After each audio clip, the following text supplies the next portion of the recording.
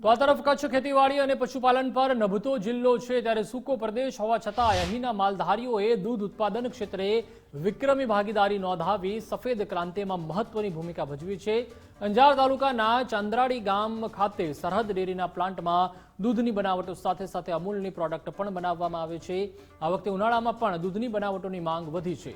પ્લાન્ટમાં દૂધ, દહીં, છાશ, ઘી સહિત કેમલ મિલ્ક જેવી પેદાશોનું પ્રોસેસિંગ અને પેકેજિંગ કરવામાં આવે છે। સાથે જ પ્લાન્ટ 55,000 પશુપાલકો 1,000 લોકોને રોજગારી પણ આપે છે।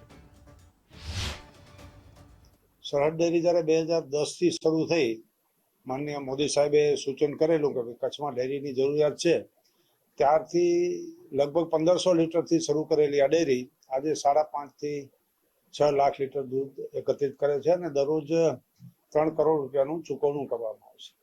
અને વિશેષ એમાં છોગું માનનીય મોદી સાહેબે ઉમેર્યું કે આખા દેશમાં કેમલ મિલ્કનો પ્લાન્ટ ક્યાંય નથી અને કેમલની વસ્તી અહીંયા છે, એટલે કેમલ મિલ્કનો પ્લાન્ટ અમે લોકોએ ચાલુ કરીને આજની તારીખે લગભગ 5,000 લીટર દૂધ કેમલનું એકત્ર કરીએ છીએ અને દરરોજ 2.5 થી 3 લાખ રૂપિયાનું કેમલ માલિકોને આપણે ચૂકવણું કરીએ છીએ। નવો ઇન્સ્ટોલ થયો છે, એ લગભગ 2 વર્ષથી કાર્યરત છે અને ડેરીનું ઇન્સેપ્શન જોવા જઈએ તો 2002 થી કાર્યવાહી ચાલુ થઈ હતી, જે મિલ્ક પ્રોક્યોરમેન્ટ લેવલે જ હતી અમારે, જે સીમિત અમારું કાર્યક્ષેત્ર હતું।